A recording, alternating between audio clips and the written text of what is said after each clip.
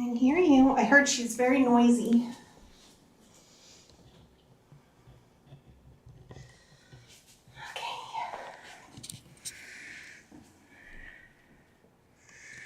All right, that's as far as I can take it.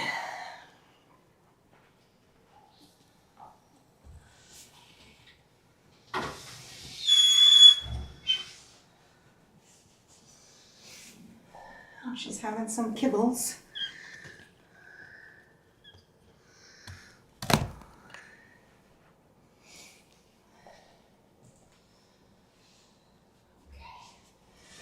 All right, so I'm gonna go over sort of what I know about her. Hi, baby.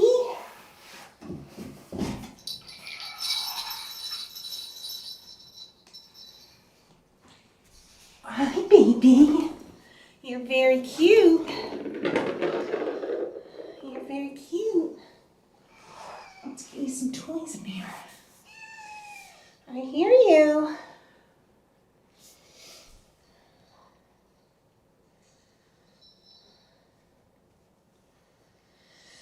All right, so as you can see, she drags her back legs behind her. She is most definitely hind leg paralyzed. I hear you.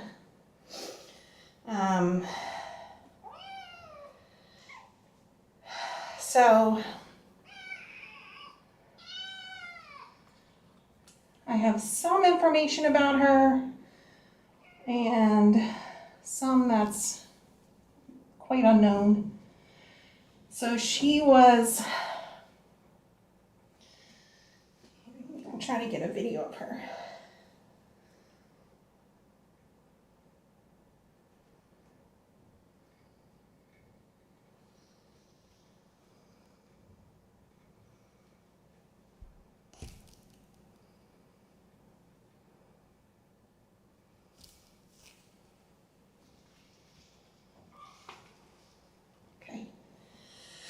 Sorry, I got distracted. I needed the video.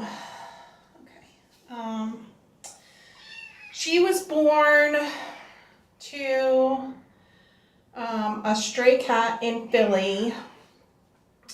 Someone had brought the cat inside where the mom had the babies, and she was there for the first 3 or 4 weeks of her life.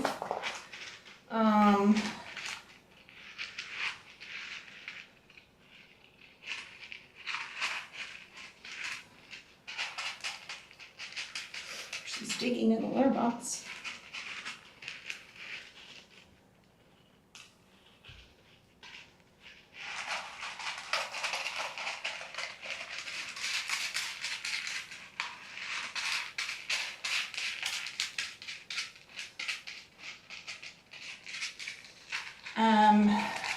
What I was told was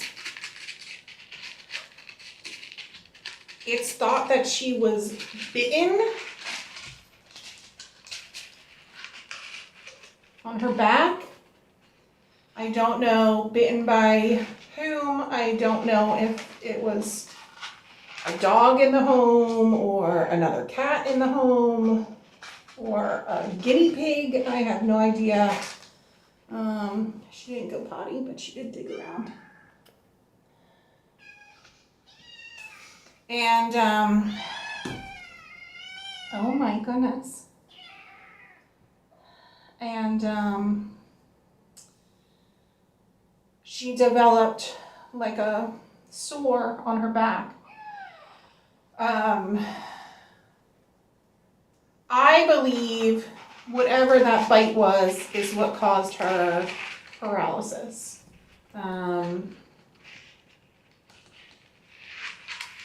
That's not unusual for a kitten who has been bitten near the spine to have damage that results in paralysis. So that would be my guess, is it's trauma from this bite wound.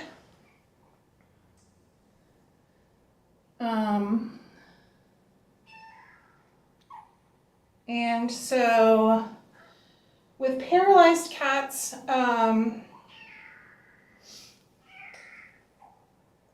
there are sometimes cases where they can regain movement in their legs, especially if it's some kind of injury that's capable of healing. So the first thing that we would need to do, she's never had any x-rays or other imaging done. So we first need to get x-rays of her spine and see if there's any indication of trauma or spinal fracture. That, you know, could potentially have treatment options. It's rare that spinal fractures will heal enough that they can regain mobility. So I don't expect her to regain mobility in her hind legs. That would, you know, if I had to give a prognosis today, I would expect that she will have hind limb paralysis for her life. I would also guess that she is incontinent, which means this is something that gets confusing to people if they don't have experience with it. So incontinent means that they aren't able to pee on demand. So, you know, a typical cat will feel that their bladder is full, will go to the litter box and will, and you know, the muscles in their body will expel the urine. In an incontinent cat, there's been damage to the spine, and so the brain can't tell the bottom it's time to go.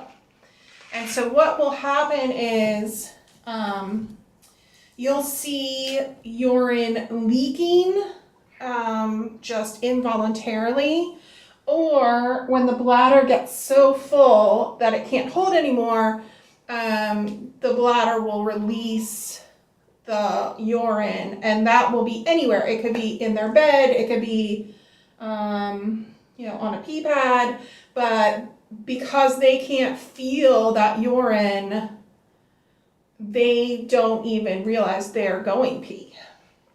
So that's what incontinent means. And, you know, just because you see that a cat is urinating does not mean that they can go on their own, because that urine will leak even when they're incontinent. So that's really important to differentiate between that.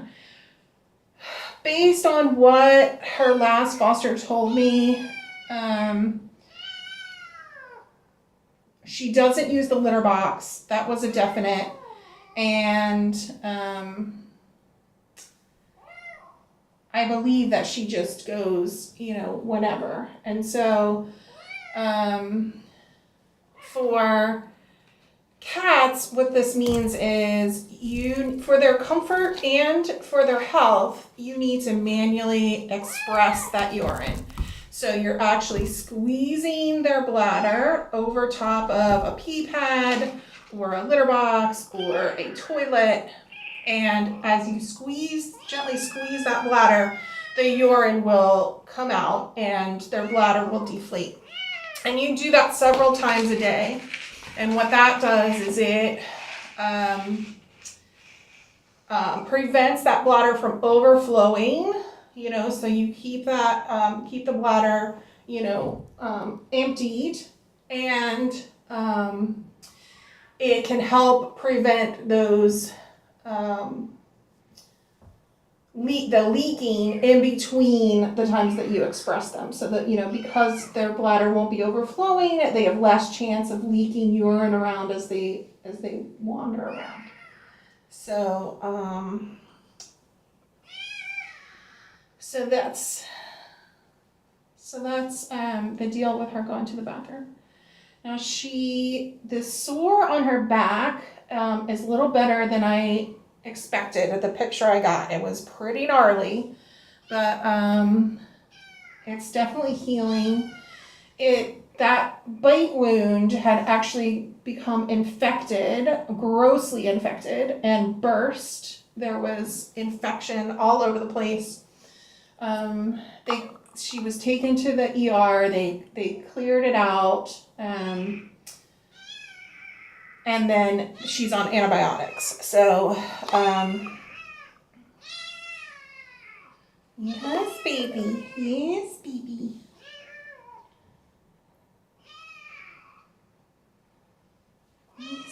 I was told she is very, very talkative. So that's all. So expect her to make a lot of noise. Yeah, I heard you're very chatty. Oh my goodness. Oh my goodness.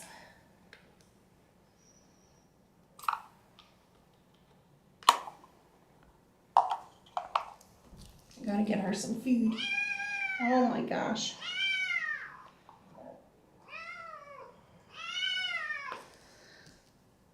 So as far as, you know, her condition, you know, I think we kind of have to expect that, you know, she won't be getting any better. There's a lot of people who do physical therapy and acupuncture. There's, you know, all different kinds of therapies that people try.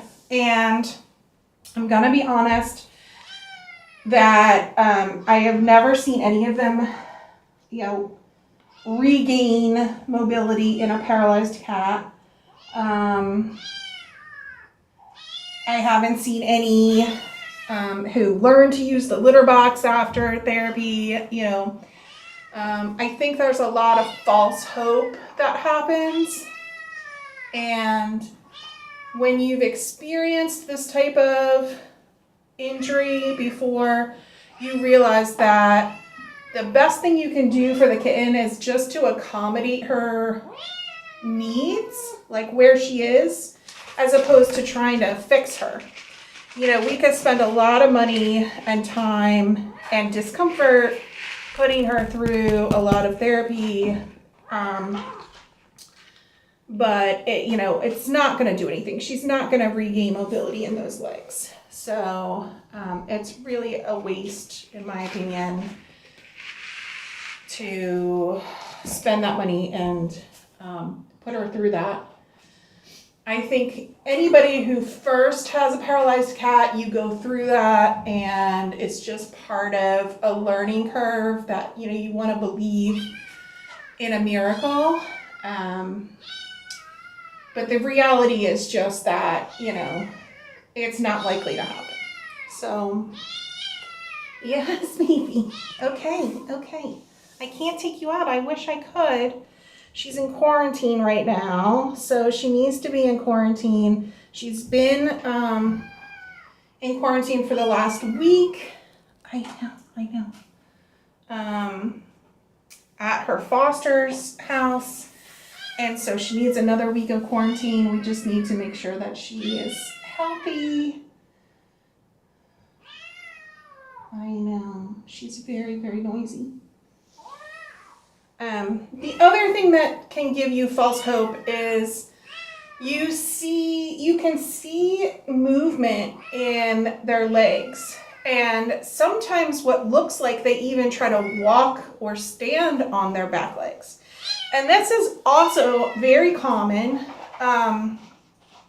so common that there's a name for it, and I'm blanking on the name right now. But essentially what happens is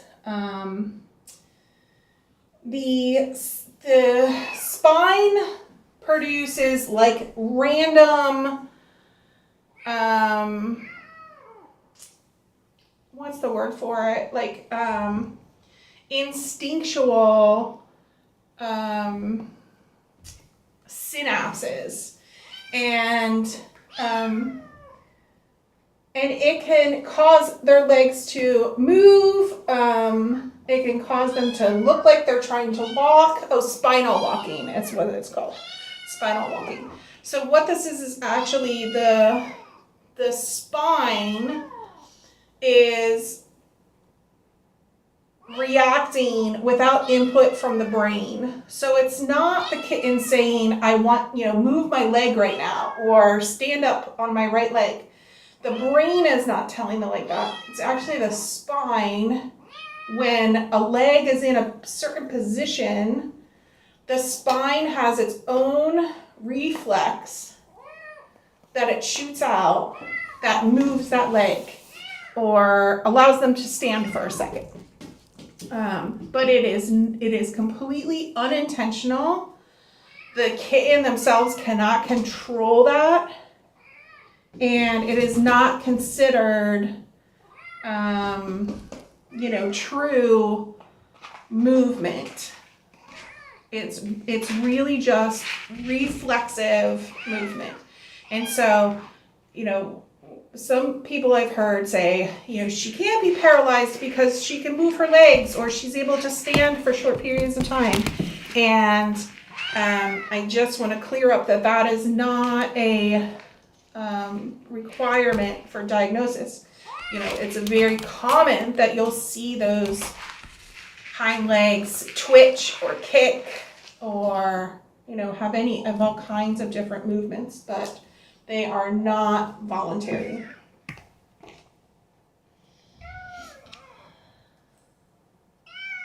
So if you weren't here when we had Fievel, or even Anna, Anna wasn't on camp for very long, so Fievel, though, if you weren't around to learn from him, there's a lot of things to learn about paralyzed kittens.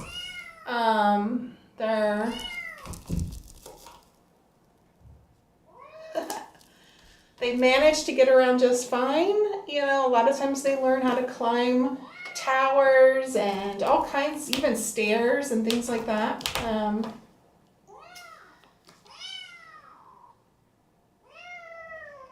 But for now, she'll just be limited to this area. Yeah, so pooping is the same thing. You express their poop. You usually do that after they pee. There's a different method for kind of moving the poop down. Oh, I'm showing you guys I'm not on camera. Sort of guiding the poop, massaging that poop out, and you manually express poop as well. So you do that. That's a good point, Clea. You do urine and poop both. Otherwise, they'll just poop all over themselves, right? You'll just poop all over your hiney, and then we'll have a mess, and you'll have to get a bath. There are a lot of baths when it comes to paralyzed kittens, especially as you're trying to get into a routine of expressing them to go to the bathroom. There are lots of accidents in between, and many times we have a lot of butt baths, a lot of blanket changes. So, don't be alarmed if you see her. Okay. If you see her, with a wet bottom, a lot of times that just means we had to clean her up. But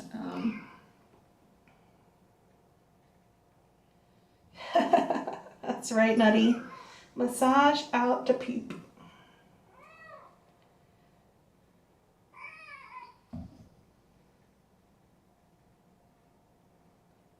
Yeah. So we'll see how she does. I'm not gonna start expressing her right away. I'm just gonna see how she does potty-wise in her enclosure. I need to go get her some food. I don't know if she's yelling at me. Oh my goodness. Oh my goodness. Yeah, so sometimes we'll use diapers. We got little, Fivo had little pants that we put on him. And, oh, she's peeing now. It's squirting out. She just had a bunch of pee, so she definitely is incontinent.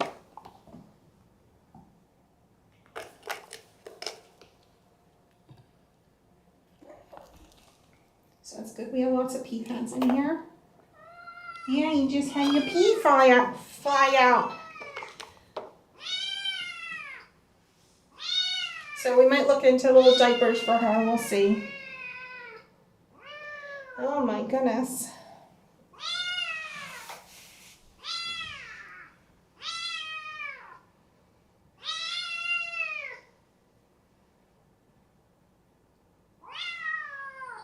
All right. I don't know if she will need surgery, amputation. I doubt it'll be amputation, but I don't know if she'll need surgery or, anything else. First things first is to just get x-rays and figure out what's going on. So there's not much I can do before we get her a vet visit. Oh my goodness, she's so noisy.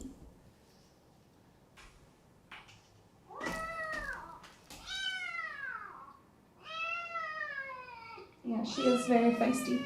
All right, I am going to get her. Let's see if I think I have food in here. Yeah, here we go.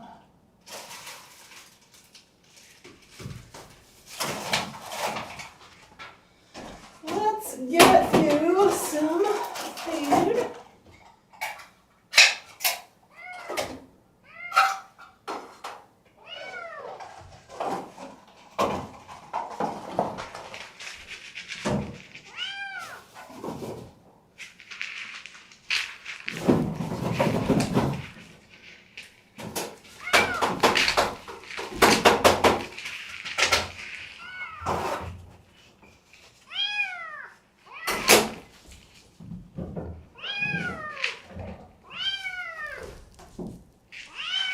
Here you go. Here you go. I'm gonna get you some water. You wanna check out that food? Check out that food.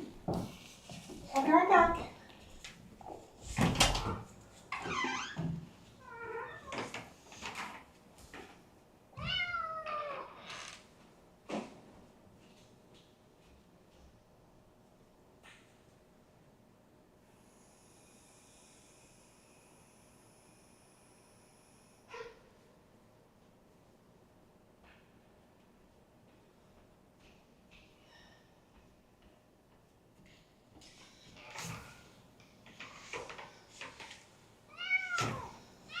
You didn't check out your food. Did you see it? Come over here. Come here. Come here. Look down. There you go. There you go. There you go.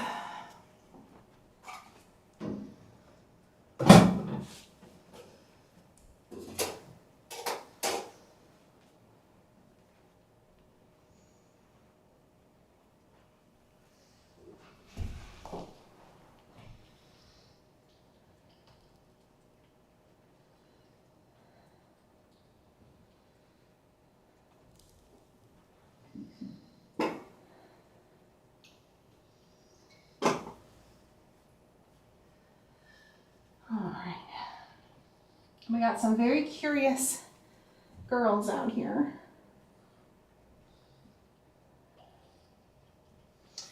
Her name that she came with is Winnie, but we've already had a Winnie. She was a former mom.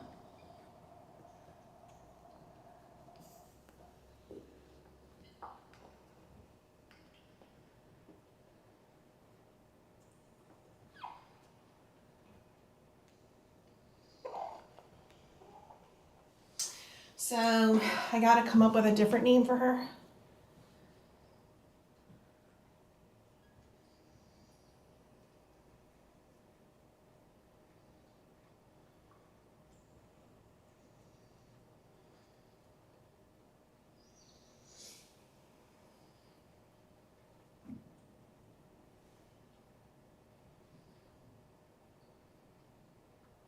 These girls really want to be her friend. She looks to be about the same size as Farrow. Maybe even slightly bigger. So I don't believe this girl is definitely greater than 4 weeks. She looks to be like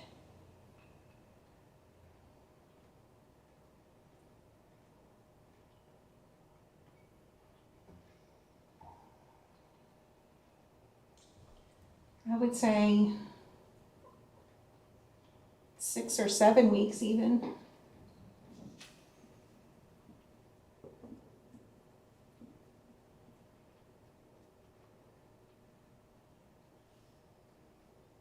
Yeah, I'm gonna weigh her.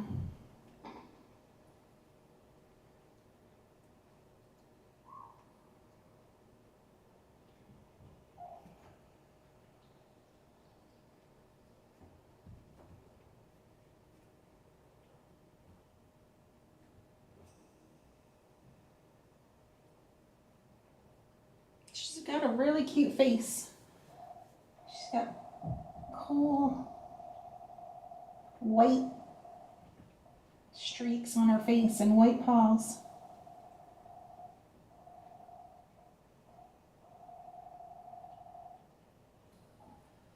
All right, let's get your weight. Was that good? Does that make you feel better? Oh, now you're back to yelling at me.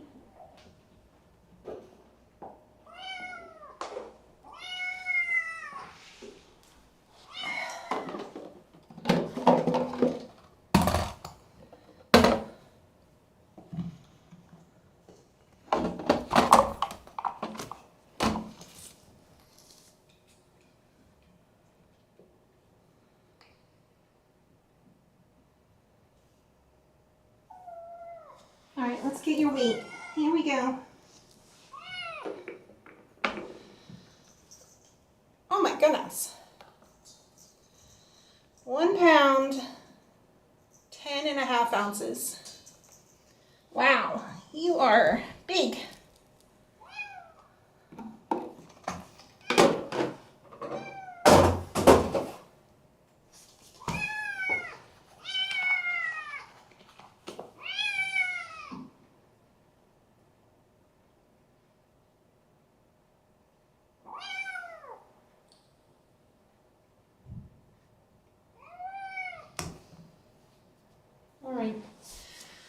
All right. That's all for now. Oh my goodness. The snugglers will visit her at the very end since she's in quarantine. They're gonna visit the playroom first. Then they'll come in here and hang out with Fawn and Farrow. Actually, the very first they hang out with Wyatt. Then